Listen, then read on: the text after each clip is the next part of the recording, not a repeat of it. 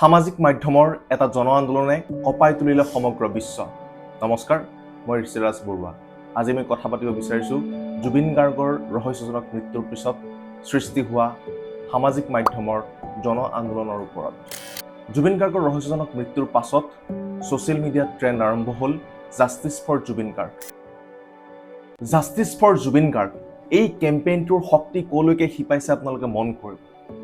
ছিংগাপুৰৰ প্ৰধানমন্ত্ৰী Lawrence ৱঙৰ Facebook পেজত অসমীয়াই লিখিলে জাষ্টিছ ফৰ জুবিন গাৰ্গ, জুবিন অনুৰাগীয়ে লিখিলে justice for Zubeen Garg, justice for Zubeen Garg, justice for Zubeen Garg, আৰু তাৰপিছতেই ফেচবুক পেজটো আঁতৰাই দিয়া হ'ল। আৰু আজি ছিংগাপুৰ প্ৰশাসনে যেতিয়া জুবিন গাৰ্গৰ এই যিটো ৰিপৰ্ট আগবঢ়ালে তাৰ সমান্তৰালকৈ আৰু এটা কথা তেওঁলোকে কৈছে যে ৰাজনৈতিক নেতা হওক, জুবিন অনুৰাগী হওক, এই যে ছিংগাপুৰ গভৰ্ণমেণ্টৰ পেজবিলাকত গৈ ছ'চিয়েল মিডিয়া একাউণ্টছ বা ছ'চিয়েল মিডিয়া হেণ্ডেলবিলাকত গৈ justice for Zubeen Garg, justice for Zubeen Garg লিখিছে, সেই কথাটোৱে তেওঁলোকক অসুবিধাত পেলাইছে।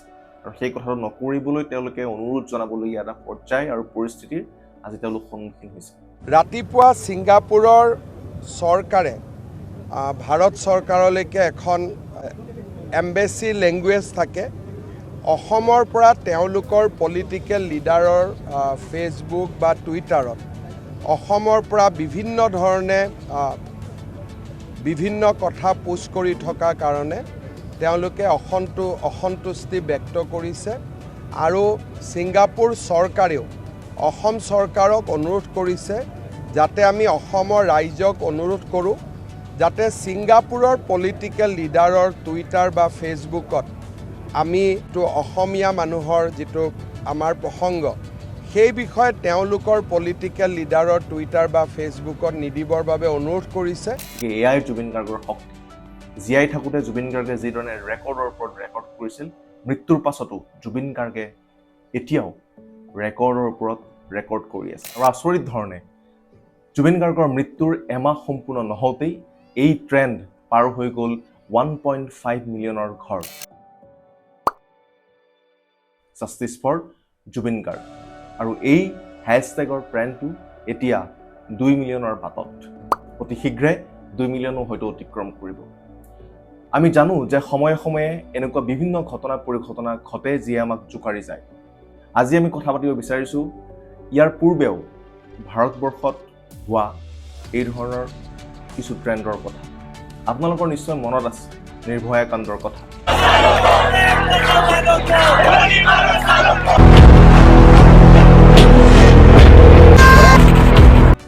আপোনালোকৰ মনত আছে সুশান্ত সিং ৰাজপুতৰ সেই ৰহস্যজনক মৃত্যুৰ যে অভিযোগ উঠিছিল সেই কথা।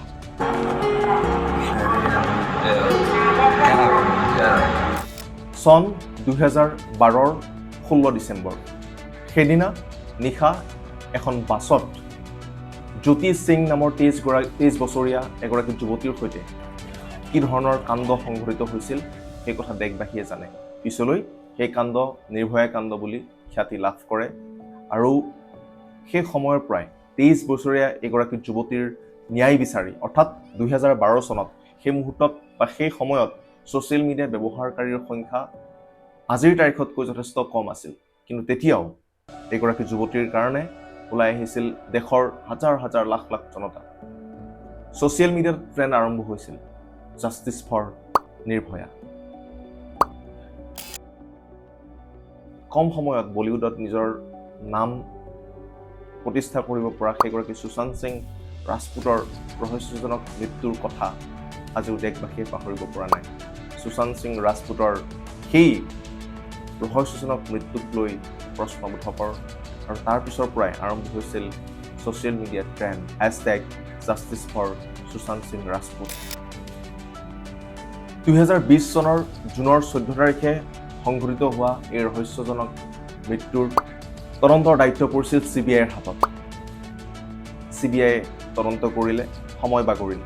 সুশান্ত সিং ৰাজপুতৰ যিটো ফাইনেল ৰিপৰ্ট, যাক কোৱা হয় ক্ল'জাৰ ৰিপৰ্ট, এই ক্ল'জাৰ ৰিপৰ্ট দাখিল কৰা হ'ল 2025 চনৰ মাৰ্চ মাহত। আৰু সেই ৰিপৰ্টত উল্লেখ কৰা হ'ল যে সুশান্ত সিং ৰাজপুতৰ মৃত্যু এটা আত্মহত্যা আছিল। এতিয়া আমি অপেক্ষা কৰি আছোঁ SITৰ ৰিপৰ্টলৈকে। ইতিমধ্যে SITয়ে গ্ৰেপ্তাৰ কৰি অভিযুক্তসকলক জেললৈ প্ৰেৰণ কৰিছে। আৰু তাৰপিছত SITয়ে এই ৰিপৰ্ট বা চাৰ্জশ্বীট জমা দিয়াৰ কাৰণে 3 মাহ সময়ৰ প্ৰয়োজন হ'ব বুলি সেইদিনাখন এখন বৈঠকত উল্লেখ কৰিছে। গতিকে এই 3 মাহত আৰু কিমান কথা পঢ়িলেহে তাক লক্ষ্য ৰাখিব অসমৰ জনতাই, জুবিন প্ৰেমী জনতাই। আমি আশা কৰিছোঁ 2 মিলিয়ন নহয়, 3 মিলিয়ন, 4 মিলিয়ন, 5 মিলিয়ন যিমানলৈকে পাৰি এই ট্ৰেণ্ড চলি থাকক।